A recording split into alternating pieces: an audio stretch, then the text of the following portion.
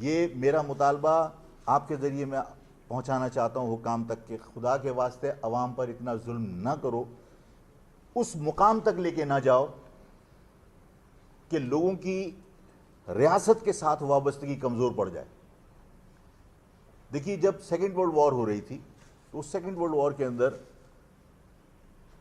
Churchill برطانیہ کے اندر حاکم تھا، اس سے لوگوں نے سوال کیا کہ کیا برطانیہ پر بھی قبضہ ہو جائے گا یا اس پر بھی حملہ ہوگا تو ہم شکست کھا جائیں گے۔ چرچل نے سوال کا جواب نہیں دیا، بلکہ چرچل نے سوال کرنے والوں سے سوال کیا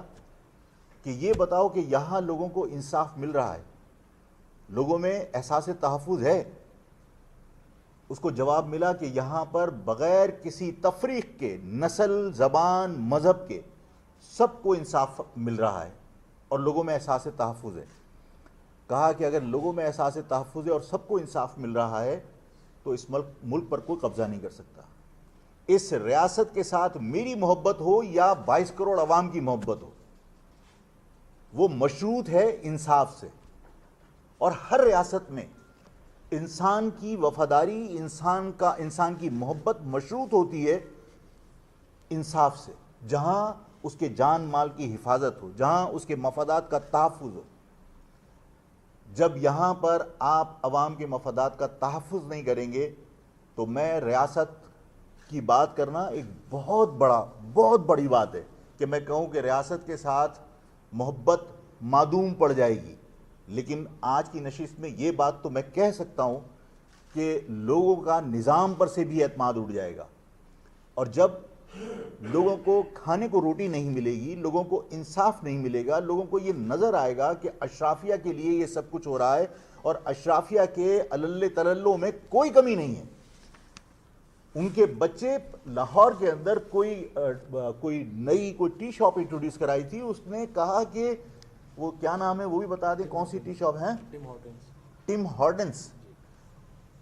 دنیا میں اس نے کہا کہ میں نے کبھی ایک دن میں اتنا بزنس نہیں کیا جتنا میں نے لاہور میں کیا۔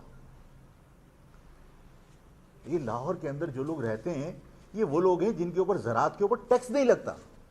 جن کو آج بھی اس بجٹ کے اندر یہ اجازت دی گئی کہ آپ ٹریکٹر جو ہے وہ بغیر کسٹم کے منگا سکتے ہیں 10 سال پرانا، جن کو اس بات کی اجازت ہے کہ وہ بے پناہ دولت کمانے کے باوجود وہ ٹیکس نہیں دیں گے زراعت کے اوپر۔ ظاہر ہے ان کے پاس پیسہ ہے، اور میں نے آپ لوگوں کو پچھلی مرتبہ بتایا تھا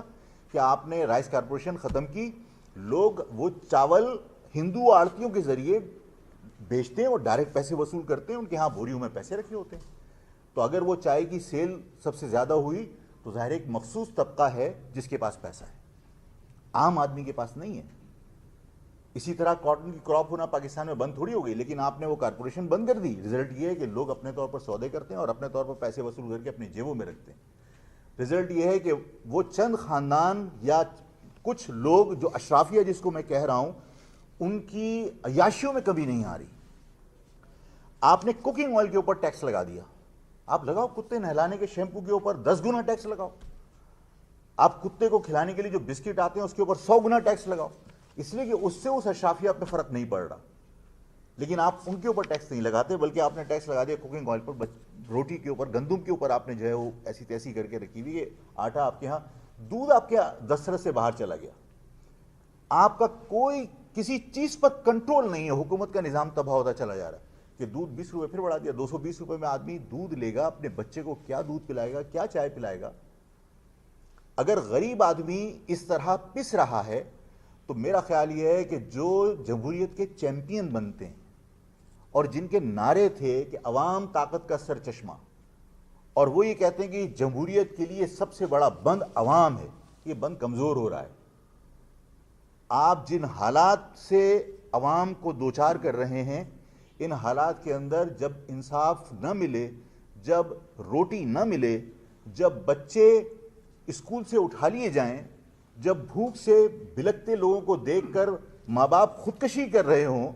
اس ناکامی پر آج ایک بچے نے خودکشی کی ہے کہ لوڈ شیڈنگ کی وجہ سے وہ گارمنٹ کا کام کرتا تھا اور وہ گارمنٹ کا کام نہیں کر پایا، اس کے گھر کے اندر پیسے نہیں تھے، اس نے آج خودکشی کر لی۔ جب لوگ خودکشی کر رہے ہوں تو پھر تبدیلی کی خواہش پروان چڑھتی ہے اور پھر تبدیلی کے لیے لوگ آرزو کرتے ہیں, امید کرتے ہیں, اور تبدیلی پھر آمرت کی شکل میں, ماشاء اللہ کی شکل میں بھی آئے تو لوگ ویلکم کرتے ہیں. اگر آج آپ لوگوں کو روٹی سے محروم کر دیں گے, آج آپ لوگوں کے اوپر یہ ٹیکسز مسلط کرتے رہیں گے, تو آخر میں رزلٹ یہی نکلنا ہے. میں نے آپ سے کہا کہ ریاست کے ساتھ وفاداری اور محبت جو ہے نا, وہ بھی انصاف کے ساتھ مشروط ہوتی ہے. اگر آپ انصاف فراہم نہیں کر رہے تو کوئی زمین کو چاٹتا نہیں ہے. اللہ نہ کرے وہ وقت آئے کہ زمین کے ساتھ وفاداری معدوم پڑ جائے. آج کم از کم نظام کے ساتھ تو لوگ بیزار ہو ہی چکے کہ اس نظام کے اندر لوگوں کو روٹی نہیں مل رہی. تو میں یہ سمجھتا ہوں کہ جو لوگ اپنے آپ کو جمہوریت کا چیمپئن کہتے ہیں, وہ لوگ فوری طور پر سنجیدہ اقدام کریں کہ عوام جینے کے حق سے محروم نہ ہو جائے, ورنہ یہ تبدیلی کی خواہش کسی آمر کو ویلکم کرے گی جو پھر جمہوریت کی بساط لپیٹنے کا باعث بنے گی.